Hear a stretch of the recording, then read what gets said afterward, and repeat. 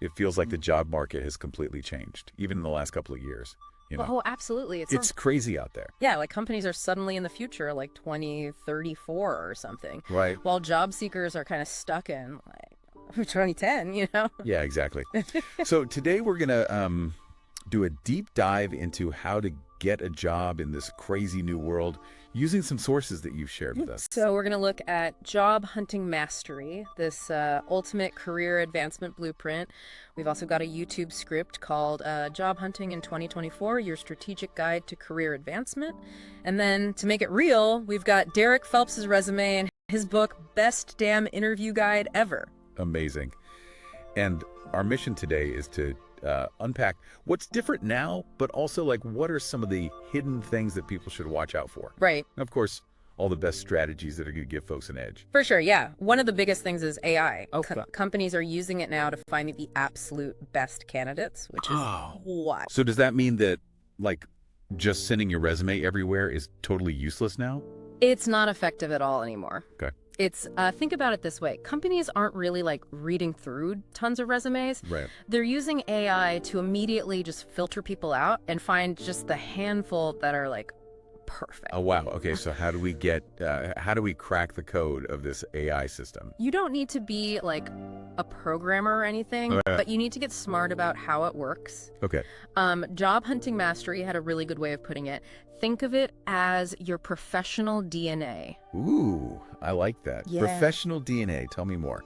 So it's that mix of your skills and experience and even like your personality. Okay. And the trick is understanding all of that and knowing how to like say it in a way that the computer understands. So we're creating a profile, but it's really for a computer to understand. Yeah. Got it. Okay. Yeah. But I've also heard that AI can be a tool to actually help with the job search. Yes. Really? So there's, platforms out there now that'll like help you improve your resume, figure out if there's any skills you're missing, and even find jobs that aren't on the normal job websites. Oh, wow. Job Hunting in 2024 mentioned one that's even better. Oh, tell me more. It looks at job descriptions and actually tells you what words to put in your application. Whoa, it's like having like a little robot career coach. Yeah. That's awesome. So we can actually use AI to get past the AI. Yeah, it's kind of like fighting fire with fire. Yeah. But the book is really clear that, technology is just one piece of this. Okay. You need more than just a fancy resume. Right, because you got to be good in the interview too. Exactly. And the YouTube script calls this the interview trap. Okay. And a lot of people fall into this trap. What's the trap? It's this idea that you gotta like know everything about the company. Oh, right. Yeah, you got to know the CEO's like favorite hobby. Yeah. Yeah. But it's not really about that. What really matters is understanding their problems. Okay. That means different research. What kind of research? Well, instead of just, looking at their website, Right. you want to look at press releases, you want to look at, earnings calls. Oh, wow. Okay. Even employee reviews. Wow. Deep dive. Yeah, to figure out what they're struggling with. So it's not about showing what I know about them. It's about showing what I can do for them. Exactly. All right. Yeah. You're the solution. Okay. You're showing them, look, I have the skills to fix your problem. Okay.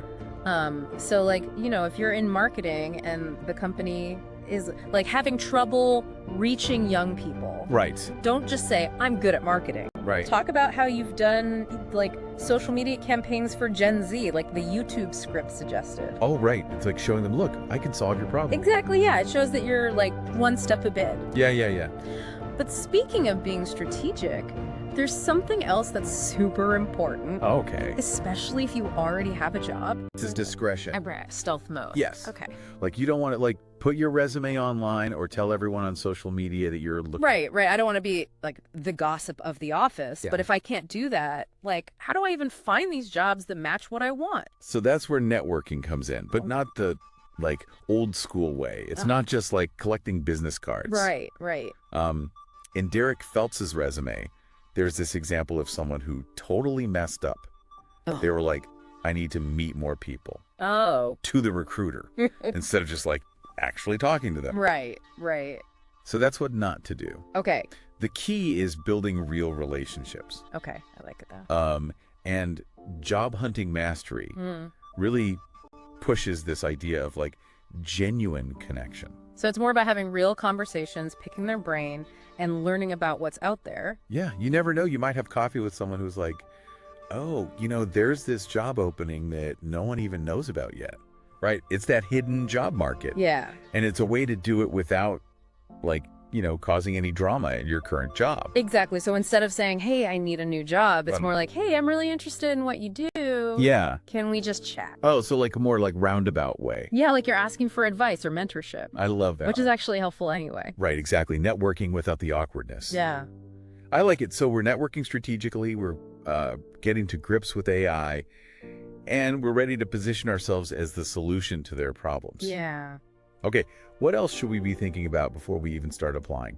Both sources really stress this idea of figuring out your non-negotiables before you even start. Oh. Job hunting mastery even has a whole chapter on it. Whoa. So these are the things I absolutely must have in my next job. Yes. No budging. Yeah. So whether it's like salary, work-life balance, company culture, or like opportunities to grow, you need to know those before you even look at a job posting. I've definitely struggled with that in the past, where I've taken jobs that looked great, but then I'm like, wait, I don't actually like this company. Right. Or the people. Yeah. Job hunting in 2024 has this story about someone who did that, took a job that seemed amazing and was totally unhappy. Oh, because they didn't think about those things beforehand. Yeah. It's so easy to get swept up in the excitement of a new job and forget about all that. Exactly. And that's why it's so important to do that, like self-reflection early on. Right. Okay. It helps you not waste time with jobs that aren't the right fit. Yeah. And it also gives you more power when you're negotiating because you're coming in confident and clear about what you need. It's not just please hire me. It's like, this is what I need. Yeah. Take it or leave it. Yeah, it's about knowing your worth and what you'll accept. I like that. Yeah, so we're networking strategically. We understand AI. We know our non-negotiables. We're ready. What's next in our 2024 job hunting plan? Let's get into it. What's next? All right, welcome back to the deep dive. Okay, so we've laid the groundwork, AI, networking, non-negotiables. Now let's get to the resume. How do we make it amazing? Yeah, a boring resume is just instant fail these days. So, Job Hunting Mastery and Best Damn Interview Guide Ever both said the key is you got to show them solutions. Solutions. Yeah, employers have problems, right? Right.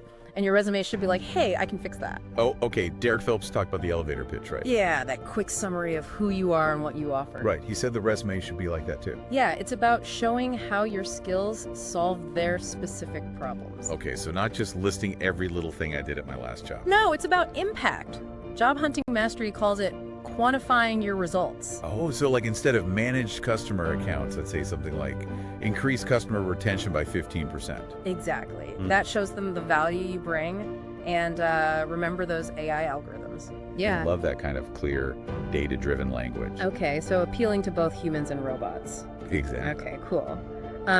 What about those AI tools for resumes? Are those actually useful? Oh, absolutely. There are some really great platforms now that can analyze your resume, tell you what to improve. Okay. Even suggest industry keywords. Oh, wow. It's like having a resume expert right there. Yeah, technology is a game changer. Okay, so speaking of important documents, we got to talk about the dreaded cover letter. Right. So both sources actually said, when done right, a cover letter can be really powerful. Okay.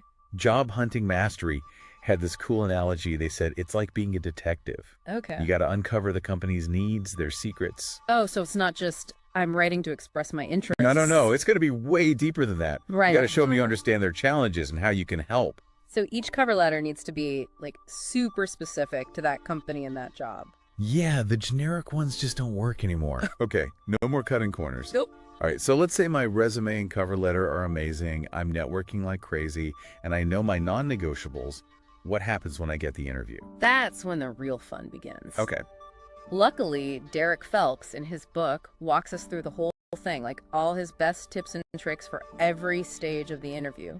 He's interviewed thousands of people, right? Yeah, over a decade of experience. He's seen it all. He has. So, first impressions are huge. Okay, so showing up late with coffee on my shirt is a bad idea. Probably not the best look. Right.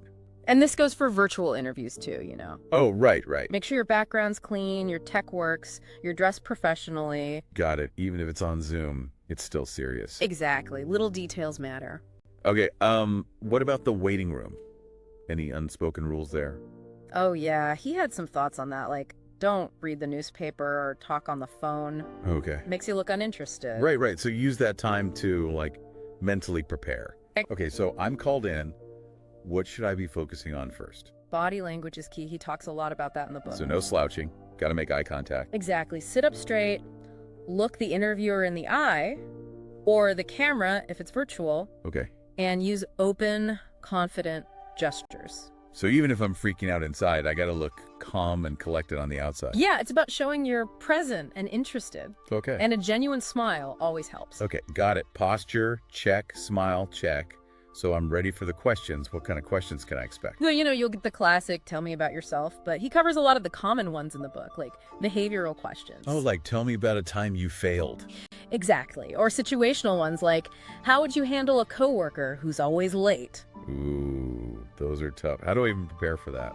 So there's this thing called the STAR method. Both sources mentioned it. It's really helpful. STAR method, what's that? It stands for situation, task, action, result. Okay. It's a way to tell stories about your experiences. So you describe the situation, then the task you had, the action you took, and the result you got.